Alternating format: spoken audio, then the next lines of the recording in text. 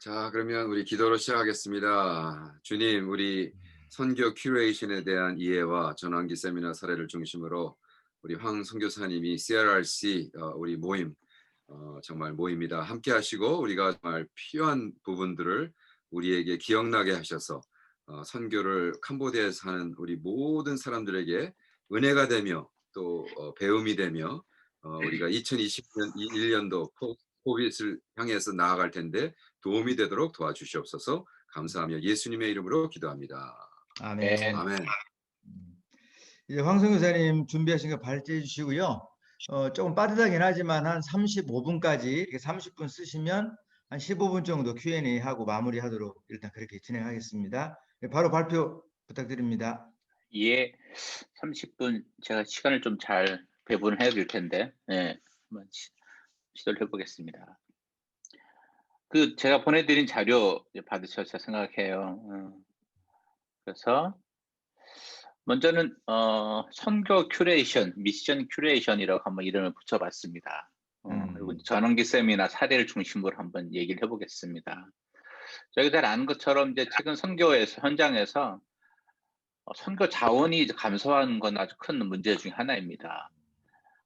이제 먼저는 인적 자원, 선교사를 헌신하는 사람들이 지금 대부분 저도 2012년에 캄보디아에서 제가 조사했었는데 그때도 이미 대부분 선교 헌신자가 40대, 50대가 주류였고 오히려 60대 이상이 20, 30대보다 많은 이제 그런 현황입니다. 그리고 이렇게 인적 자원이 줄어들고 있고요. 또 경제적인 자원 또 급격하게 줄어들고 있습니다. 정말 저희도 체험하지만 5, 6년 전하고 지금하고 이 경제적 자원은 정말 눈에 띄게 줄었다 생각이 들어요. 그리고 저희가 보통 이제 관가하기 쉬운 자원 중에 하나가 선교 현장 연구, 또 그것을 통한 여러 가지 데이터들, 또 그걸 또 통해서 만들어진 사역의 개발들, 사역의 다양성. 아마 이 부분이 제일 저희 CRRC도 제일 관심을 두고 있는 부분이고요. 마치 이제 컴퓨터 돌아갈 적에 하드웨어랑 같이 소프트웨어가 돌아가서 어떤 아웃풋이 나와야 되는데 그런 면에선 선교의 어떤 연구, 조사, 이것을 기획하는 이런 기능들이 반드시 있어야 된다 생각을 합니다. 근데 이런 부분들은 조사하고 연구하는 건 정말 시간이 오래 걸리고 그래도 전문성이 필요하기 때문에 그동안 이제 이것이 이제 주목받지 못했고요. 특별히 한국 교회가 갖고 있는 그런 외형적이고 가시성의 성과 내는 것, 정말 이것이 먼저 앞서다 보니까 연구와 사역 개발은 늘 뒷전이었고 관심도 많이 갖지 않았습니다. 아마 이런 부분에서는 CRRC가 늘 고민하는 부분이라 생각합니다. 그래서 오히려 새로운 선교 자원을 발굴한다는 건 둘째치고 기존의 선교 자원들이 줄어드는 것들을 저희가 경험하고 있습니다. 그래서 이제 한번 아직은 이제 초안이지만 선교 큐레이션을 한번 이렇게 한번 소개를 좀 하고 싶습니다. 저희가 잘 아는 것처럼 큐레이션은 주로 이제 미술관에서, 박물관에서 사용하던 용어입니다. 예, 미술관, 박물관의 그 수장고라고 그러죠. 그 창고에 있는 그 작품들을 목록들을 관리하고 매 정기적으로 거기서 유품들을 뽑아서, 그러니까 소장품들을 뽑아서 기획하고 그다음에 전시하고 하는 과정들, 이런 것들을 총 기획하는 과정입니다. 제가 몇 년 전에 한국 갔을 적에 국립박물관에서 이집트 박물 전가 관람 이집트 전시를 하더라고요. 그러니까 이집트와 관련된 모든 그림, 뭐 사진을 다 뽑아서 그걸 갖고 이집트 전시회를 하는데 참 이게 눈에 띄었어요. 또 한 번은 삼국 시대에 관련된 그들 기획을 하더라고요. 거기서 이제 박물관에 갖고 있는 자료들을 쭉 펼쳐놓고 그걸 한 달 해서 저희들도 애들 데려가서 이제 같이 구경을 했었는데 이처럼 어떤 수장고에 창고에 있는 여러 가지 어떤 그런 작품들, 골동품들 이런 것들을 모아서 새로운 것들 기획하는 과정. 그래서 좀 이렇게 설명을 해보면 그러니까 이런 과정들을 말하는데요. 최근에는 정말 SNS라든지 뭐 정말 다양한 정보들이 만들어지고 있는데 이런 정보들을 수집하고 해석하고 배포 출판이라든지 그런 배포하는 과정, 여기서 주로 이제 사람이 이것들을 하게 되고, 그래서 미술과 어떤 예술의 범위를 넘어서 다양한 분야에서 이걸 쓰고 있습니다. 아마 들으셨을 때 생각하는데 디지털 큐레이션, 소셜 큐레이션 이런 말들을 많이 쓰고 있고요. 북 크리에이션도 도서관에서 많이 쓰고 있고 그렇습니다. 그래서 이걸 연구한 사람들의 좀 정의를 보면 이미 존재하는 막대한 정보를 분류하고 유용한 정보를 골라내고 수집해서 다른 사람들에게 배포하는 것, 이거를 큐레이션이라고 좀 새롭게 이건 새로운 해석입니다. 확대해서 해석한 건데요. 그래서 아마 조금 정리를 해보면 다양한 정보들을 분류하고 재구성하여 새로운 가치를 가진 지식 자원으로 콘텐츠로 만들어서 전시, 출판, 배포하는 이 과정을 이제 일반적인 큐레이션의 정의라고 합니다. 또 이거를 실제로 이제 담당하는 사람들을 이제 큐레이터라고 하고요. 그림 보시면 많은 데이터들이 있는데 그걸 여러 가지 방법으로 해서 큐레이션을 해서 콘텐츠를 만들어서 내보내는 이제 그런 그림입니다. 그러면 이 큐레이션을 선교와 관련해서 좀 얘기를 해보면 먼저 선교 현장에는 많은 자원들이 있습니다. 그러니까 자원의 두 가지를 봅니다. 그러니까 선교적인 필요들이 있습니다. 예를 들어서 캄보디아에는 뭐 정말 다양한 교육, 상담, 또 어떤 그런 지역 개발 프로그램, 신학교 교육 프로그램, 그러니까 선교지에는 정말 많은 선교적 필요들이 있습니다. 그리고 그 선교적 필요들을 그래서 찾아내서 우리가 지금 갖고 있는 선교 자원들을 연결할 수 있도록 기획하는 거예요.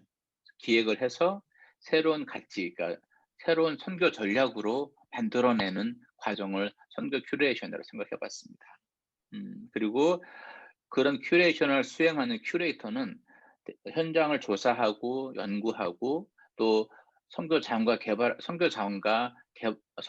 연결할 수 있고 개발하는 새로운 사회를 개발하는 능력, 이거를 갖고 있는 사람이 선교 큐레이터가 돼야 된다 생각합니다. 아마 이런 부분에서는 저희 CRRC가 이 역할을 계속 지금까지 해왔다 생각을 합니다. 그래서 그러니까 선교의 자원들과 새로운 사역을 만들어낼 수 있는 그 중간의 과정, 선교 큐레이션을 위해서 필요한 4가지 과정을 단계 요소를 한번 생각해 봤습니다. 첫 번째로는 정보의 추출. 그래서 선교의 정말 어떤 필요들이 있고 이거와 연결시킬 수 있는 자원은 무엇인가를 만들어내고 정말 그 정보들을 필요한 것들을 추출해내는 과정이 필요하고요. 그렇게 또 이제 그래서 적절하게 선교 자원들을 배치하는 이제 그런 것이 필요하고요. 또 정렬, 그래서 어떤 장단기 목표들을 수립하는 이제 그런 과정이 또 있어야 됩니다. 그리고 협력과 연대를 통해서 선교 네트워크를 형성하는 그런 거. 한 4가지를 좀 뽑아서 선교 큐레이션에 꼭 있어야 될 요소 한번 생각해 봤습니다.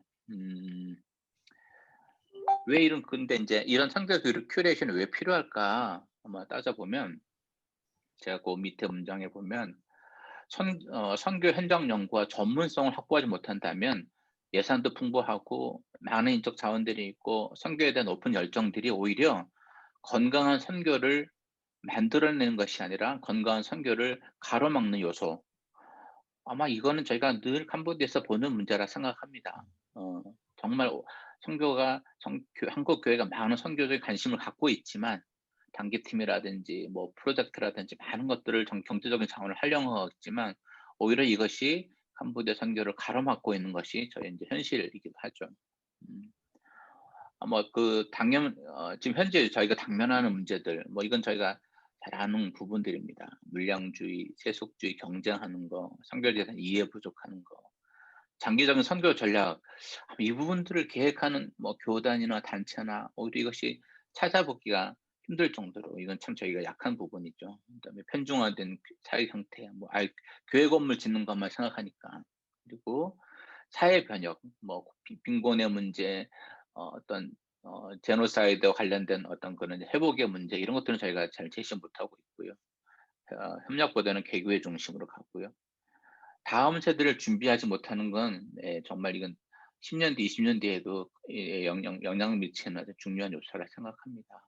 그리고 의존성을 키우는 사역들, 선교사가 갑이 돼서 이런 하고 있는 사역들, 선교 자원의 감소 이런 문제들이 있는데 선교 큐레이션의 역할들을 한번 생각해 보면 먼저는 선교 현장을 연구해서 연구할 수 있기 때문에 이것들을 선교 사역과 연결할 수 있고요. 그다음에 선교 자원의 낭비를 줄일 수 있다 생각합니다. 그리고 선교 자원을 동원할 수 있다 생각합니다. 인적 자원을 정말 일으킬 수 있고 물질 자원, 경제적인 자원을 만들어낼 수까지 좀 계속해서 제가 동원할 수 있고요. 그다음에 기존에 갖고 있던 선교 자원들을 새롭게 해석하고 적용해서 새로운 가치를 입혀서 새로운 정책으로 새로운 선교 사역으로 이렇게 유도해내고 만들어낼 수 있는 그런 역할들을 할 수 있습니다. 그리고 각 영역별로 선교 네트워크를 형성해서 뭐 나라별이라든지 사역별이라든지 단체별로 만들어낼 수 있을 거라 생각합니다. 아마 요런 부분들 제가 설명드렸지만 막상 사례를 통해서 얘기하는 게 제일 또 쉽게 전달이 되리라 생각합니다. 먼저 두 가지 사례를 좀 설명드릴게요. 먼저는 이제 제 개인적인 사례인데요.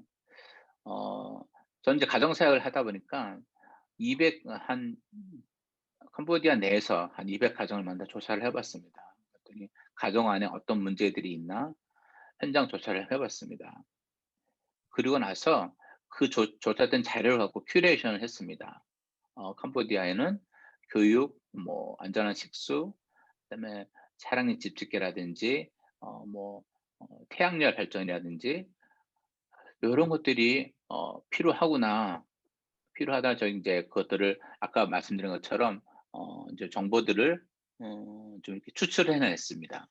추출해 냈고요. 그러면 이런 것들을 하기 위해서 어떻게 해야 될지 이제 기획을 시작했습니다. 계획을 시작해서 선교 자원을 이제 배치하는 일들이 있어야 됩니다. 그래서 선교 자원을 일으키기 위해서 먼저 인적 자원들 만들어내기 위해서 저는 이제 이어 인 캄보디아 그래서 캄보디아에서 1 년을 있으면서 선교 사역을 돕는 선교사 인턴 프로그램을 시작했고요. 그다음에 뭐 삼성이나 한국의 인제 큰 단체들 또 큰 교회들과 연결을 할 수 있는 그러니까 이런 선교 자원들을 일으키기 위해서 캄보디아에서 조사된 자료들을 막 저희가 보냈습니다. 그래서 좀 관심 갖고 이것들을 좀 해 달라고 요청하기도 하고요. 그다음에 관련된 캄보디아 가족과 연구와 관련된 또 자료들도 출판이라든지 소개도 했습니다. 이렇게 인제 큐레이션을 해서 먼저는 정보를 추출했고요. 리서치를 통해서. 그다음에 정보에 관련돼서 연구 인제 선거 사역들을 개발을 해서 그렇다면 이거는 저희가 예를 들어서 태양광 전등을 할 적에는 저희가 삼성의 후원을 받았습니다. 후원을 받아서 이렇게 큰 프로젝트였는데요.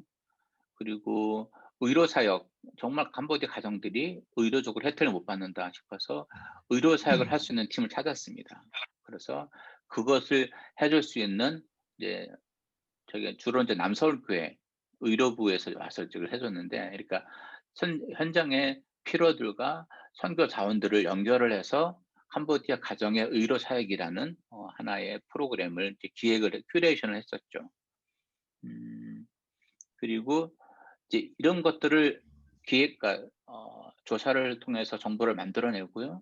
그다음에 또 조사를 통해서 그걸 갖고 있는 선교 자원들이 어디에 있는지 찾아냈고요. 그래서 연결을 했고 이것들을 위해서 혼자 하는 것이 아니라 좀 협력이 좀 필요했습니다. 그래서 인제 캄보디아 사회복지부, 캄보추 정부, 기업 뭐 인제 저희는 이제 삼성과 했는데요. 그리고 한국의 의료팀, 한국 및 호주의 구호 단체랑 이게 협력을 해서 이 일들을 이뤄냈습니다. 그러니까 보통은 어 이제 예를 들어서 캄보디아에 어떤 사역이 있고 어떤 것이 필요하다 그러면 주로 선교사가 갖고 있는 능력을 사용했습니다. 선교사가 갖고 있는 능력을 사용해서 그 일들을 인제 해 왔습니다. 그런데 이것이 한계가 있습니다. 선교사라든지 선교사 파송교회가 뭐 어떤 프로그램을 실시했어요. 그런데 거기에 머물지 않고 더 나아가서 선교사 이제 기획을 큐레이션을 하는 거죠. 현장에 이런 필요가 있고 그 필요들을 연구해 찾아내서 이 필요를 채울 수 있는 단체나 소속이나 개인은 누가 있을까? 또 그것을 찾아봅니다. 또 그것을 연결할 수 있는 기획 프로그램을 만들어서 기획을 하고요. 그걸 이제 큐레이션이라고 하죠. 하고 그래서 어 이제 그렇게 할 또 이제 그것을 위해서 필요한 사역들을 개발을 하고 이제 좀 기획을 해야 되죠. 그래서 그 어떤 열매들이 나오면 그 열매들을 만들어내기 위해서 이제 협력하는 것까지 요거를 이제 하나의 큐레이션의 과정이라 보고요.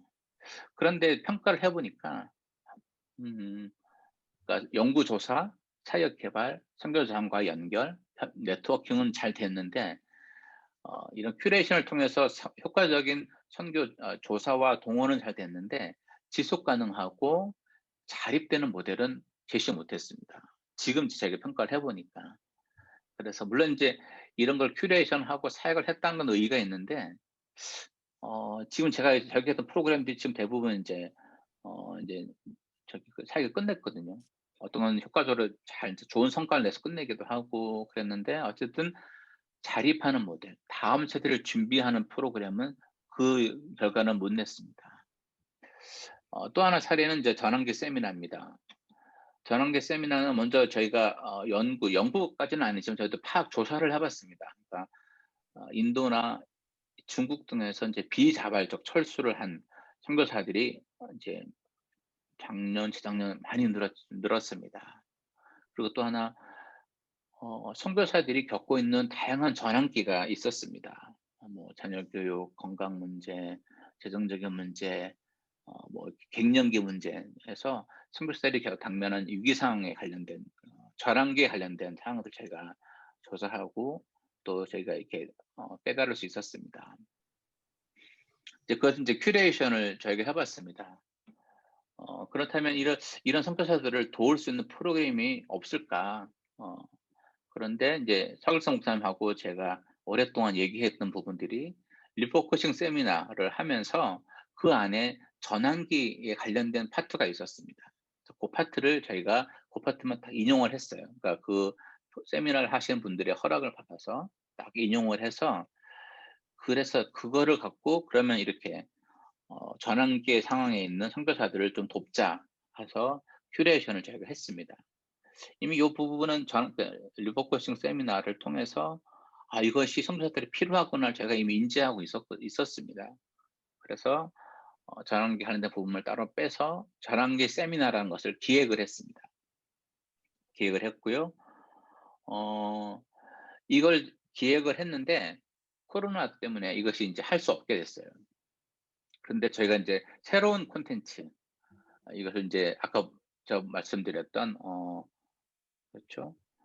선교 자원의 배치 이제 했는데 장단기 목표를 수립하고 정렬을 했습니다. 그러면 이거는 지금은 온라인으로 하자. 한번 해보자. 그래서 온라인 프로그램을 저희가 기획을 했습니다. 온라인 세미나라는 거 저희가 개발을 했고요. 그래서 이제 이 세미나를 하기 위해서 저희가 좀 여러 가지 선교 자원들이 필요했습니다. 먼저는 팀이 필요했고요. 그다음에 저랑 세미나 매뉴얼을 저희가 이제 계속 좀 업데이트하면서 만들고 있고요. 이제 현재는 좀 예정 중인 건데 일반 성도들을 대상, 선교사와 목회자뿐만 아니라 일반 성도들 대상으로 하는 세미나도 준비하고 있고요. 그다음에 뭐 영어, 지금 저희가 소망하는 건 영어나 중국어로도 해봤으면 좋겠다라고 저희가 소망을 하고 이것도 지금 큐레이션을 하는 중입니다. 왜 해야 되고 어떻게 하고 앞으로 어떻게 이것을 통해서 무엇을 해야 될지 지금 이걸 고민하는 시간들입니다. 그런데 이렇게 전환기 세미나를 기획해서 실시하다 보니까 또 다른 필요를 저희가 발견했어요. 그럼 선교사들의 세미나를 마친 분들을 대상으로 어떻게 이들을 좀 도울 수 있을까? 근데 마침 저희가 알고 있는 프로그램 중에 PRS, 그러니까 공동체로 성경 읽는 프로그램들 저희가 접하게 됐습니다. 그리고 JSU, 그러니까 책 읽기 프로그램도 저희가 이제 선교 자원들 저희가 발견을 했습니다. 저희도 해봤고요. 너무 프로그램들이 좋아서 그러면 이 프로그램들을 전환기 세미나 마친 분들에게 한번 연결해 보자. 이분들에게 소개를 해드리자 해서 소개를 했고 저희가 지금 한 3달째 정도 이 프로그램 하고 있습니다. 하고 있는데 매주 월요일 날 잘 진행이 되고요. 요거는 저랑 서 목사님 손을 이제 떠나서 이제 다른 선교사님이 진행을 하는데 계속 이제 자립으로 또 지속 가능하게 이 프로그램들이 현재 운영이 되고 있습니다. 그 전환기 세미나는 큐레이터를 통해서 선교사들의 필요를 저희가 조사를 해봤고요. 그다음에 이것을 도울 수 있는 전환기 세미나라는 그 리포커싱 세미나에서 인용해온 전환기 그 세미나를 연결을 저희가 해서 큐레이션을 했습니다. 근데 이것은 아까 제가 저희 말씀드렸죠. 개인적인 사역에서 설명드렸던 그런 부분하고 좀 달리 선교사를 공유하는 저희가 플랫폼을 저희가 만들었습니다. 플랫폼이 이제 만들어진 거죠. 전환기 세미나는. 그래서 네트워킹 형성까지 지속이 돼서 아마 저희가 기간 매뉴얼이 완성이 되면 이제 이것이 누구든지 이 전환기 세미나를 준비된 사람은 할 수 있는 그 단계까지 나가리라 생각을 합니다. 이미 저희가 이제 아마 관심 갖고 참여하는 분들에게 그분들이 원하시면 이 프로그램을 본인들이 가져가서 할 수 있는 단계까지 지금 저희가 나가려고 계획을 하고요. 이런 과정들이 이제 좀 이렇게 뭐랄까요, 잘 프로그램이 된다면 정말 큐레이션을 통해서 좋은 사역들이 제시가 되는 새로운 콘텐츠, 새로운 선교 자원들을 개발하는 그런 시간이라 생각합니다. 예. 제가 잠깐만요. 그리고 마지막으로 예.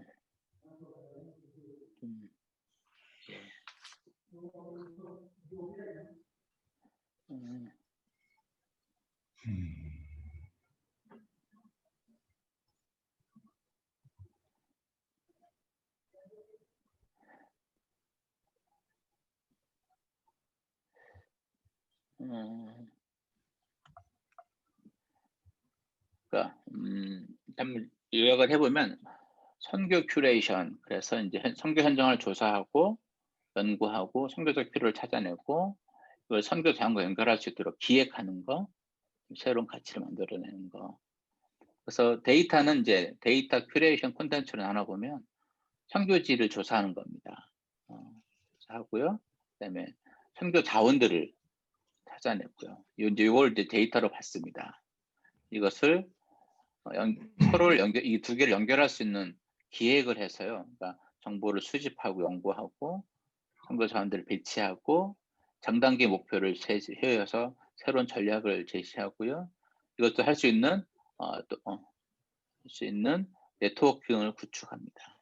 그래서 저희가 생각하는 건 선교 프로그램을 제시하는 것, 선교 인적 자원들을 개발하는 것, 이렇게 나눠봤습니다.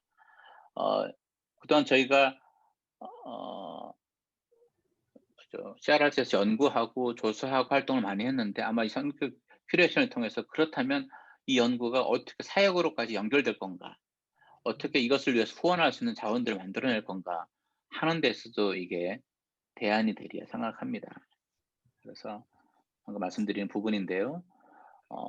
비자발적 철수, 선교사들이 겪는 전환기를 저희가 조사를 했고요. 이것을 도울 수 있는 선교 자원들이 이렇게 저희가 개발을 찾았습니다. 다양한 프로그램을 찾았고요. 이 두 가지를 연결하기 위해서 저희가 기획을 했습니다. 선교사 전환기를 연구하고 온라인 프로그램을 저희가 개발을 했고요.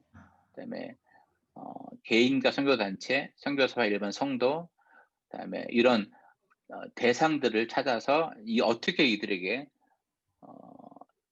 전환기 세미나를 좀 이렇게 제시할 수 있을까 저희가 연구를 했고요. 네트워킹 구축, 그래서 전환기 세미나가 지금 두 팀이 있습니다. 운영하는 팀이고 진행하는 팀이 있는데 네트워킹을 구축했고요. 또 하나 이제는 저희가 YM하고 YM 선교본부를 협력해서 YM의 선교사들을 대상으로 하는 전환기 세미나가 이제 시작이 됩니다. 그래서 이제 이런 기획들을 통해서 구체적으로는 전환기 세미나가 만들어졌고요. 그다음에 전환기 세미나 하신 분들 대상으로 하는 이제 코칭이라든지 뭐 가계도 통한 상담이라든지 성경 읽기, 책 읽기 하는 프로그램들이 이제 개발이 됐습니다. 예, 마쳤습니다. 예. 수고 많으셨습니다. 먼저 제가 이제 사유자 입장에서 한 15분 정도 Q&A 하고 마무리할 텐데, 제가 저희 기억에 2013년 8월부터 오늘까지 CRRC가 구축했던 또는 지향했던 모든 철학적인 면이나 또는 나름대로의 노력들이 큐레이터라는 단어만 사용하지 않았을 뿐이지 지금까지 그런 일들을 해왔다. 작든 크든 또는 드러나든 드러나지 않았든 그래 생각하면서 25분의 강의를 잘 들었고요. 5분 더 쓰실 수 있는데 빨리 마치셨네요. 예. 어쨌든 캄보디아라는 또 필드가 어찌 보면 이렇게 선교에 막 제약을 많이 받아서 이렇게 움직일 수 없는 그런 필드가 아니기 때문에 아마 가능성이 또는 이렇게 적용할 수 있는 부분이 많으리라 생각하고, 이제 아쉬움이 있다면 이런 것들을 우리가 예를 한 70%, 80%좀 준비를 했다면 한 20, 30%를 만들어야 되고 좀 적용해야 되고 드러내야 되는 그런 타이밍에 1년 전에 코로나가 와가지고 조금 저희가 아마 주춤하지 않나 하는 생각을 좀 하면서 이 4명의 멤버 가운데 저만 남겨두고 다 이렇게 캄보디아를 떠난 것에 제 마음이 늘 아픕니다. 자, 그럼에도 불구하고 또 말 그대로 돌아갑니다. 코로나를 또 한 번의 기회로 말 그대로 이제 제가 국제적인 네트워크로 이루기 위한 하나님의 뜻으로 알고, 이제 지금부터 이 선교 쿠레이션, 캄보디아를 컨텍스트로 하는 이걸 어떻게 잘할 수 있는가에 대해서 저희가 커멘트도 하고 Q&A도 하면서 좀 시간을 좀 쓰기를 원하는데, 저는 굉장히 지금 짧은 그 강의에 공감했고, 제일 마지막에 첫 번째 페이지 마지막에 있는 그 그림 있잖아요. 구슬이 이렇게 흩어져 있다가 컨텐츠를 통해서 쫙 정리되는, 그게 사실은 제 개인적인 인생의 나름대로 좌우명이거든요. 흩어진 구슬을 꿰는 일. 제 봉사의 재능을, 은사를 갖고 있는데 아주 거기에 제가 감명을 받았습니다. 다른 분 또 코멘트나 Q&A 해주시죠. 네, 제가 그 질문 있는데 첫째는 그 curation이라는 단어가 이제 영어잖아요. 그래서 예. 야, 이게 순수 한국말로 찾아보려고 저기 구글 트랜슬레이트 했더니 curation이 나오더라고. 한국말은 아예 번역 자체가 안 되더라고요. 그리고 저도 지금 소렌 키어크가드 라이브러리의 코리안 큐레이터거든요. 그러니까 근데 사실 트래디셔널리 그 큐레이터의 그 롤은 이렇게 막 조직해 가지고 그거를 모임을 만들어서 스트래티지 플래닝하고 그건 아니거든요. 그러니까 제가 지금까지 10년 동안 소렌 키어크가드 라이브러리의 코리안 큐레이터는 뭐냐면 그냥 코리안 말 이 키어크가드가 쓴 단어가 제목으로 나온 책이 나오면 제가 그걸 사서 보고 제대로 된 거면 사서 그 라이브러리에 그냥 헌납하는 그 정도. 그러나 그 사람들에게는 한국말을 못하고 그 분야에 몸을 안 담고 있기 때문에 모르는 것. 근데 그 만약 그 심플한 단어 큐레이터를 우리가 이렇게 익스텐시브하게 펑션이 뭐 엄청난데 네트워크도 형성해야 되고 자원도 배치해야 되고 그렇다면, 그러나 쭉 듣다 보니까 사실은 제 연구가 페이트런 클라이언트인데 그 갑과 을의 그죠 페이트런 클라이언트 관계에 사실은 가장 중요한 게 first order broker FOB라고 그러죠. 그래서 그 페이트런이 있고 중간에 first order broker가 있는데 그 first order broker가 하는 일들을 지금 큐레이터라는 그 단어에 그냥 다 넣으신 것 같아. 그러니까 사실 first order broker가 그걸 다 해야 되거든요. 그러니까 위에서 페이트런의 커맨드와 디자이어와 디렉션과 필로소피를 받아서 내가 밑에 있는 페이트런과 대화를 통해서 조직하고 ongoing하고, 그러니까 그래서 그 새로운 단어 그 curation, curator라는 그 단어가 첫째는 한국말을 할 수 있는 건지, 둘째는 또 새로운 그렇게 단어를 꼭 넣어야 되는 건지, 우리가 지금까지 한 것들이 뭐 이제 그런 사역들인데 그거에 대한 질문이 있습니다. 예. 예, 큐레이터라는 말을 그러니까 대응할 수 있는 한국 단어가 저도 못 찾았어요. 못 찾았고, 오히려 큐레이션이라는 말을 이렇게 쓰는 게 의미 전달은 오히려 지금 많은 분들이 알고 있기 때문에 더 정확하다 생각이 들고요. 아까 목사 말씀하셨던 그런 한국 책을 받아서 이렇게 하는 거는 이제 보통 일반적인 큐레이션의 한 역할이고요. 지금 이제 저는 이제 샘플을 박물관에 큐레이터를 갔어요. 그래서 그 말씀드린 것처럼 이제 어떤 새로운 유품들을 소장품들을 받고 그러니까 지금 한국 국립박물관에 있는 그런 소장품들을 하루에 하나씩 전시한다 하더라도 한 20년이 걸린대요. 그러니까 뭐 전시를 떠나서 오늘은 이거, 내일은 이거 다 하라도 하나씩 다 보려면 20년이 걸린다 그래요. 그러니까 그렇게 많은 자원들이 있는데 그 자원들을 이제 뽑아내서 추출을 해서 그리고 새로운 가치를 만드는, 그러니까 지금 새로운 전시회를 만드는 거예요. 또 그것들을 운영할 수 있는 또 자원과 후원이 필요하거든요. 그 후원까지도 만들어내고 그걸 또 실제로 전시회란 이름으로 발표하는 새로운 콘텐츠를 만들어내는 일을 이제 큐레이터가 이제 일반적인 큐레이터의 역할입니다. 그 예. 오 목사님이 그 브로커라는 얘기를 쓰셨는데 사실 브로커라는 말이 괜찮은 말인데 그 안 좋게 들리잖아요. 왜냐면 이렇게 사기꾼들이에요. 근데 사실 브로커가 하는 역할을 저는 큐레이터가 이제 그러니까 브로커를 이제 한국말로 그 중개인, 그러니까 예. 중개인, 그러니까 선교 중개인. 아주 저는 좋은 말이에요. 왜냐면 이 중개인이만 그 복덕방이 얼마나 네. 중요한 역할을 해요. 그죠? 여기 집이 있고 나는 집이 필요해. 그 중간 다리의 역할을 해주는 거 아니에요. 그러니까 그 부분을 저는 그래서 브로커라는 말이 근데 너무 안 좋기 때문에 우리가 안 쓰지만 중개인 어떨까? 그러니까 원래 그 큐레이션이니까 수집하는 것도 있지만 수집만 하는 게 아니잖아요. 연결하는 거 중개, 중간에 어떤 그 역할을 하는 그 큐레이션 저는 그래서 한국말로 꼭 한다면 선교 중개인. 예. 이제 제가 그 중개인이란 말도 좀 제가 만족할 수 없는 게 왜냐면 이제 파는 집과 살려고 하는 사람을 연결시키는 건 중개. 예를 든다면 그렇게 할 수 있는데 저의 의도는 그에다가 하나 더 덧붙여서 그러니까 새로운 가치를 만들어내는 거. 기존에 있는 가치. 그래서 지금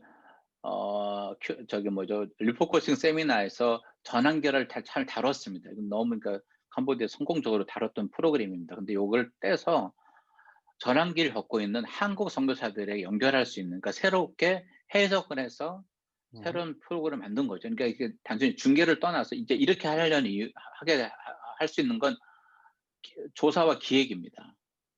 그러니까 집을 찾아서 사람을 연결시키는데 좀 한 단계 더 나아가서 이거를 이제 새로운 가치, 새로운 콘텐츠로 만들어낼 수 있는 조사, 연구, 기획을 해서 이 기획한 제품들을 쉽게 말하면 소비자에게 연결시켜주는 그 중개인의 역할에다가 하나 더 덧붙여서 새로운 가치, 새로운 자원을 이제 만들거나 아니면 기존의 자원들을 새롭게 해석하거나 그다음 저희가 전환기 세미나를 하면서 리포커싱 세미나를 원래 했던 분들 그분들도 저희 전환기 세미나가 잘 돌아가는 걸 보면서 놀라시는 거예요. 이게 어떻게 돌아갈까 이렇게. 그분들도 잘하셨는데 이게 온라인 프로그램 그다음에 필요한 사람 연결시키는 새로운 가치를 플러스 한 게 이제 저희가 기획했던 큐레이션을 한 역할입니다. 그래서 중개인에다 역할에다가 하나 더 덧붙일 수 있는 거죠. 예. 예. 무슨 말씀인지 저도 이해해요. 그러니까 그런 사람 있잖아요. 그러니까 중개인은 그러니까 집을 중간에 이렇게 연결하는데 이런 사람도 있자고요. 그 집을 개조해가지고, 그러니까 어떤 사람이 뭐 어떤 집을 막 찾잖아요. 그러면 그 사람이 얘기를 듣고, 그것과 비슷한 집을 찾아가지고 그거를 그 사람이 말하는 걸로 개조해가지고 이렇게 하는 요새 그런 사람들 많거든요. 그래서 그걸 미국에는 그런 사람들이 플립 하우스라고 하잖아요. 플립한다 그러잖아요. 집 싸구려 집을 사가지고 그걸 개조해가지고 지금 그 고객에게 맞는 걸로 만들어가지고 파는 거예요. 그 중간 역할 하는 거예요. 그러니까 그런 사람을 뭐라고 부르던데 내가 생각이 안 나요. 아무튼 그렇습니다. 아무튼 저는. 그리고 또 다른 분야에서도 지금 제가 그 그 author 이름은 까먹었는데 한국 그 독일에서 박사학위 받고 와 가지고 지금 그림 그리고 있는 그 교수. 근데 그 교수가 쓴 책 중에 Editology라는 책이 있어요. 그래서 이분의 그 premise argument는 뭐냐 하면 인제 사회는 인터넷을 통해서 인포메이션이 너무 많기 때문에 그 인포메이션 홍수에 있는 것을 우리가 어떻게 에디토리얼 하느냐.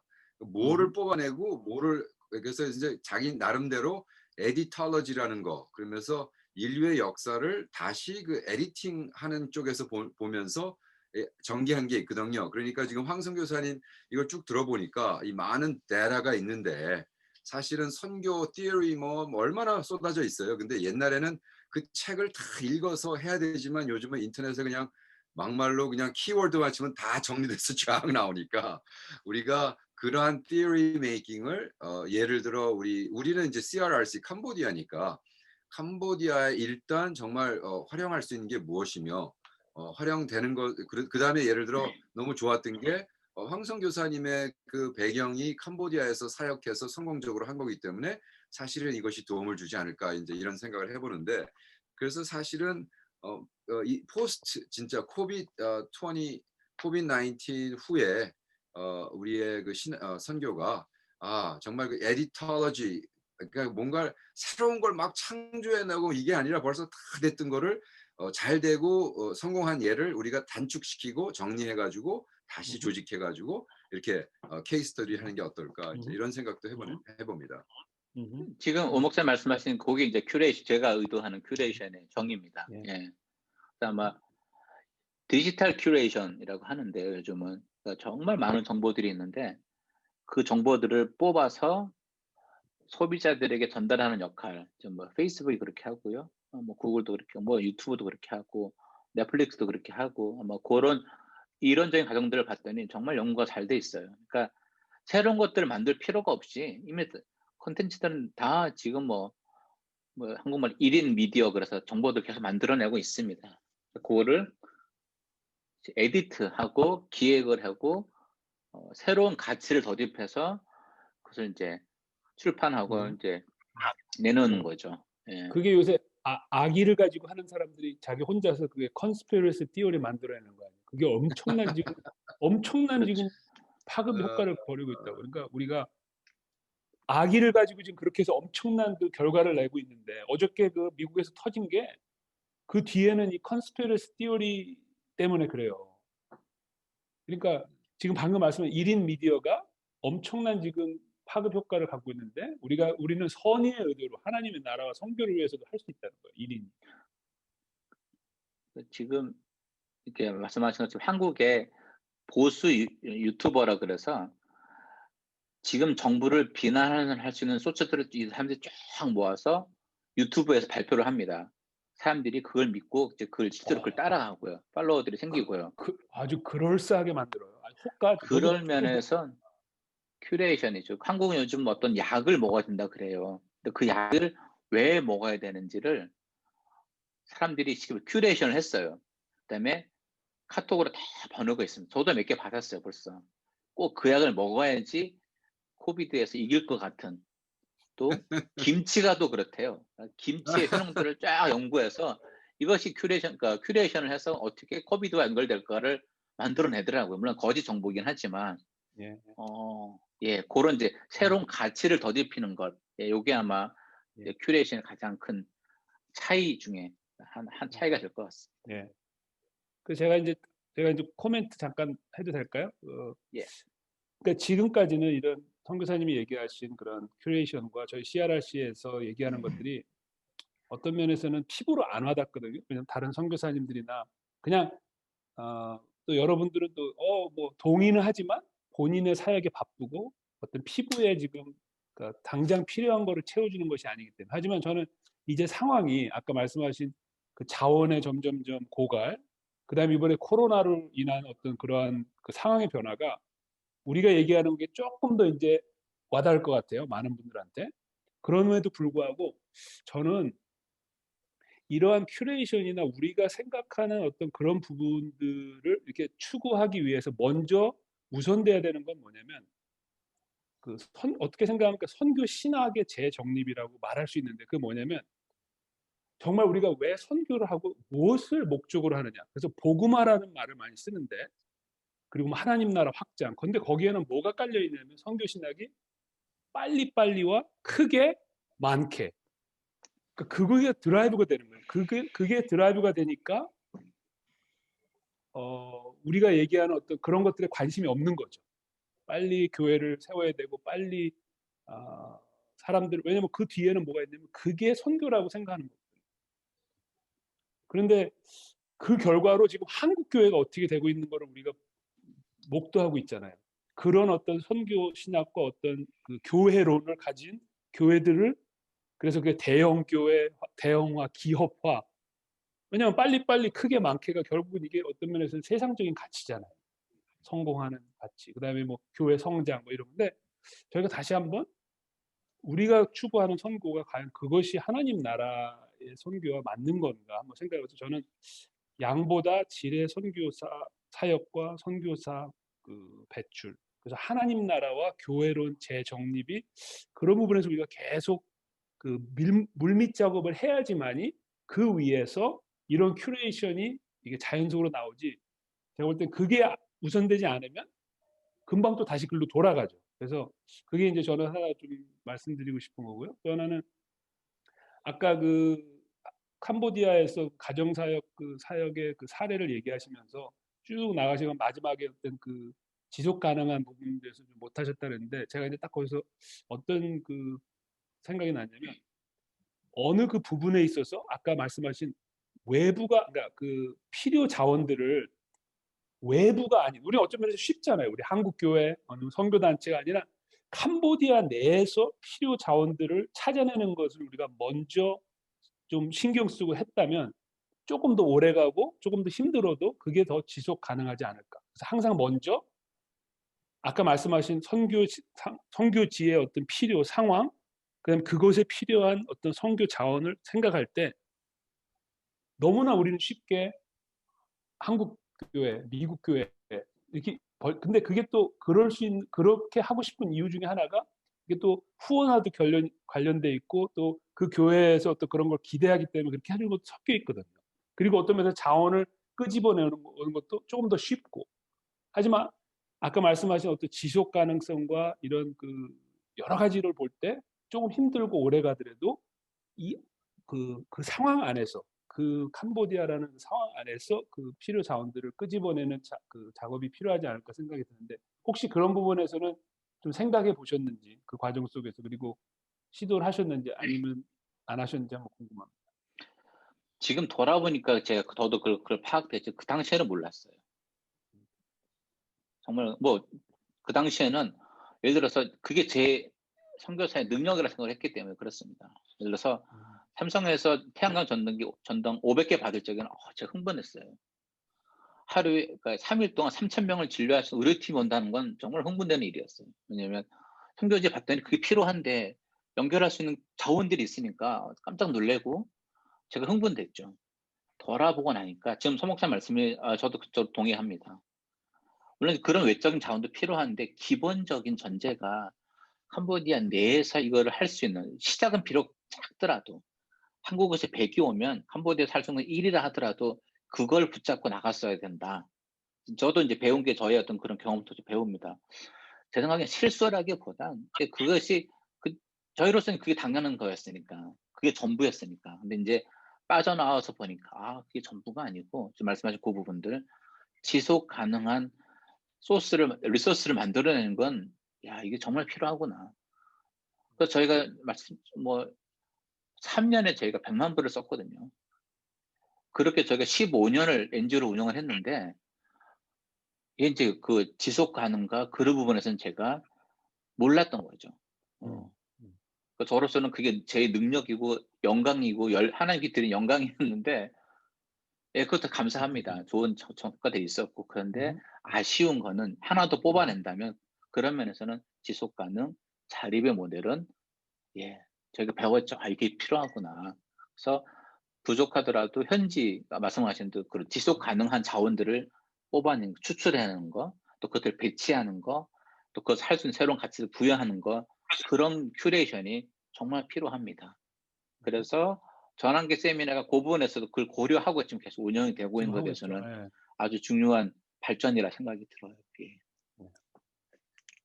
지금 말씀 들으면서 제가 이거 선교사님 글을 읽다가 내가 노트해 놓은 게 있어요. 그게 뭐냐면 당면 문제들 그랬을 때 뭐라고 쓰셨냐면 물량주의, 세속주의, 예. 경쟁 이런 식으로 예, 예. 쭉 써.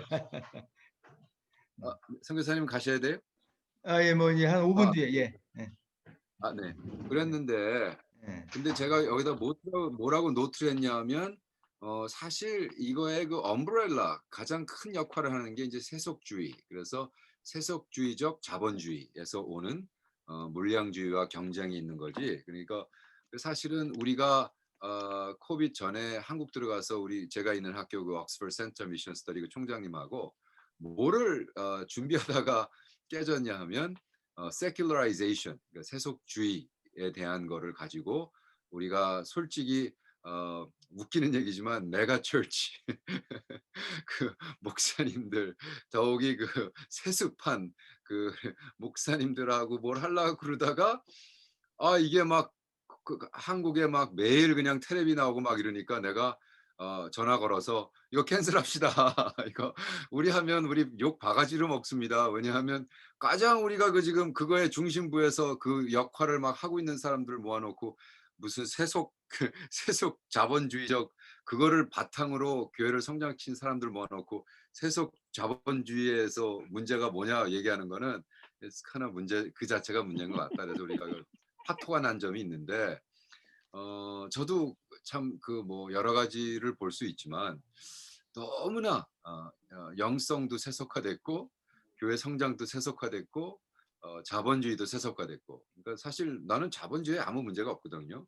근데 이제 그 세속된 자본주의 돈 놓고 돈 먹게 하고 making profit at all costs 뭐 누가 죽건 누구 할건 자기네들 약이 있어도 돈을 못 벌면 안 풀겠다는 그런 자본주의는 그거 하나님 없는 자본주의는 망해야 되잖아요. 근데 이제 그 자체가 가장 당연한 문제들의 이제 키인데 그런 생각을 좀 해봤습니다.